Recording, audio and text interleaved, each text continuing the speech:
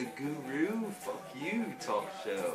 Fuck you, fuck you. I'm your host Jermaine Watson, and this is my good buddy here, Jimmy Noddle Jackson. Call me Noddle. You know it, every time it's Noddle. You know. We're here to take you through all the ins and most of the outs of the Guru season. Most of the outs? So, without further ado, here's Zelda to carry us away. Well, no. We should really end AIDS at some point. At some point. It is an epidemic. This is a public service announcement. AIDS is deadly, contagious, incurable, and damn good at fantasy football. Certainly undeserving of a 10th place preseason ranking. What's up? So Steve Sachs led his AIDS epidemic across the Guru Cup League en route to a #1 seed, a bye in round 1 of the playoffs, and the regular season winner prize for taking down the top points at an 8-5 record, led by Eli Manning, Brandon Marshall killing it as always. What's it going to do with LaShawn McCoy being out there? That's the question, though.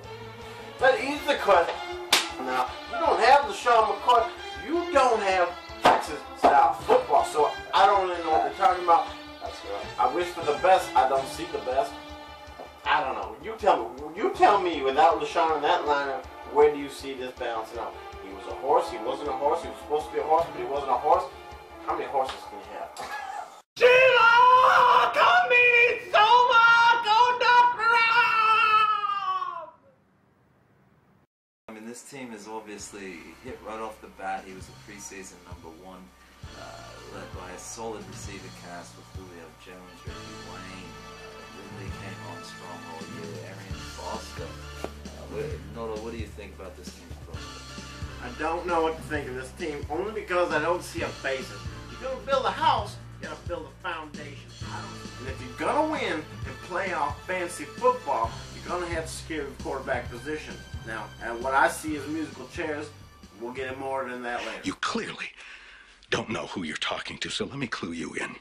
I am not in danger, Skylar. I am the danger. A guy opens his door and gets shot, and you think that of me? No. I am the one who knocks. And what are you thinking about Mr. White this summer?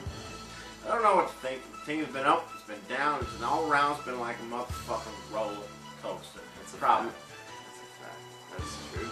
The problem is, you got a horse. You got a workhorse, and Adrian Peterson. I think you should name the team Adrian Peterson. Personally, that's not my team, not my decision. Either there, no more. Anyways, Cowboys been a nice surprise. They got a couple of good things going on for them. Will it sustain? I don't know. Jamal Charles is like a roll of dice. What's it gonna land on? You tell me. What do you think? Clark, 7-11 is what they told me in the hood when I came here to the States the first time around, but you never know. I mean, I look and I see a lot of good things here, but you're right, it's a risk. It's a high-risk play every week. It's a team that's going to win a championship, or they're going to get knocked out in the first round. That's really what I see here. It's so cold in the deep. How the fuck do we supposed to keep peace? What's all on a nigga's mind? Working and doing time. It's so cold in the deep. How the fuck do we supposed to keep? So, about CB1, the one thing that strikes me most, RG3 obviously carries this team at this point, and a couple real nice, been strong team all year. What are your prospects for them this playoff season? Yeah, what makes this team interesting is they got RG3 quite late. They made a trade now late with Peyton Manning, sent him off, brought in Jordy Nelson. How'd that go? Backfired real quick. So I'm talking blown hamstring first week quick. Now that's not good. But good thing is he got it for depth. Depth is there. We're gonna have to plug to see how this team goes. We're always going down 2. There's a lot of action going on with that team. I see big things. I see bright sides. I see Dallas Cowboy star. You heard it straight from the Noodle's mouth. Dallas Cowboys stars. Championship. Not sure what that means, whether that means championship or failure in the regular season, but nevertheless, moving on. Now we like to go to a segment of the show that I like to call "What Should We Do Next?" and we're gonna go to Zelda on this one. Now, Zelda, should we continue with the old antics? Ooh, party. Grab your Glocks when you see Robbie. Call the cops when you see Robbie. Fucking fantasy punks didn't finish. Now you're about to feel the wrath of Mr. Stafford Guru Cup. We hit him up. When you play the Game of Thrones, you win or you die. CB1, your shit's weak. I'm the hand of death, and my fofo gonna make sure all y'all fantasy players don't grow. If it bleeds, we can kill it. Shit, killing ain't fair. But somebody's gotta do it. ITL for life. A little bit of disappointing finish to this season for a man who's been right at the top of the league for each of the last three. He comes in and he does not have the team that he has in the past, where it's pretty much been a lock for around 100 points. It's been pretty up and down this year. Yep, gotta give him credit though. Guy came back here not in the best draft position. Didn't exactly have the way he wanted to enter in. Found a way to make it work here. He's organized his team to the point that they've done more than they should. Let's be honest. That thing's bullshit. No, I'm not done. Matt Stafford's a young budding star. I'm not gonna lie. The kid can throw. Kid's got an iron rocket. I'm pretty sure when babies were changed his diapers, he probably had a full rocket boner the whole time. I don't doubt it. Secondly, look up the middle here. Doug Martin, nice surprise. We knew he'd be good. We didn't know he'd be this good. Guy's taking over the turf, running over town. Now he picks up this Bryce Brown. Look, nobody saw that coming. The late pickup. Anyone could have got him, but he did. And the difference is that's working for him. We'll see how long that works for him. Right. I'm not sure what to think of this team. Just probably not a team I'd want to run into in the first round. Who let the dogs out? Who let the dogs out? Who let the dogs out? Northern Chunk had an interestingly circuitous route into the playoffs this year. They lost the last game, finished 6 and 7 for the season by way of points scored for the year, ended up with the number 6 seed, got into the dance, and that's really all that matters. She'll play a very feisty Mr. White's Medlab this week. How do you see this one going, Nuddle? This is tough when I look at this team here. Look, Matt Ryan, there was a lot of question marks around the league when Matt Ryan was drafted. I believe it was the 3rd round. People questioned it. Secondly, things kept going on. AJ Green's continuing to produce. Ray Rice could do better. He's not quite. Yes, he does. That's a fact. He does not. He does that sometimes. But he still does. Anywho, all I gotta say is Greg Olson done some things. Colson done some things. We need to see a breakout here. But the key's gonna come down to Michael Bush. Is he gonna produce? And then I'll come down to, is Forte gonna be healthy? I don't know. I don't know.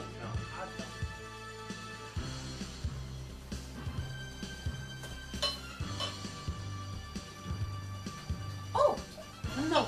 So those are your playoff teams that you're going to be looking at this year in the Guru Cup 2012 season. Now, this leads us right into one of our famous moments, Nuddle's motherfucking Nuggets. And this is where our friend Nuddle, Jimmy Nuddle Jackson, and just so you know, he was named Nuddle because of his no huddle ways back in college football. I ran no huddle offense. Who was it again? No huddle offense. We don't have time in this show to really break down what I did. Alright. Mr. Jackson here is going to give you a little insight on somebody who, if there were a shit the bed moment in the course of this whole season, this would go to this man, Mr. Zenon McHugh.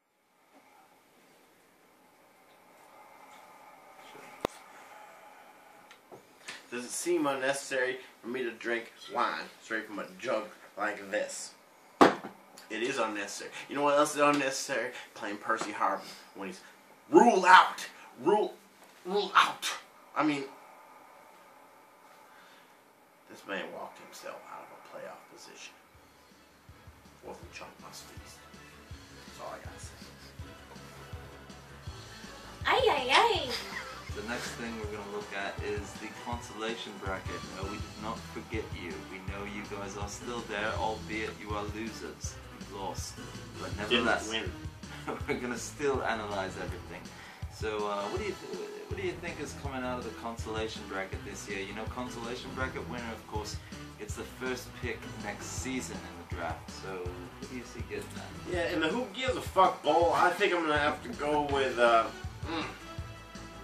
gonna have to go with 2 Girls, 1 Cup. I like the roster. I like some of the things they're doing.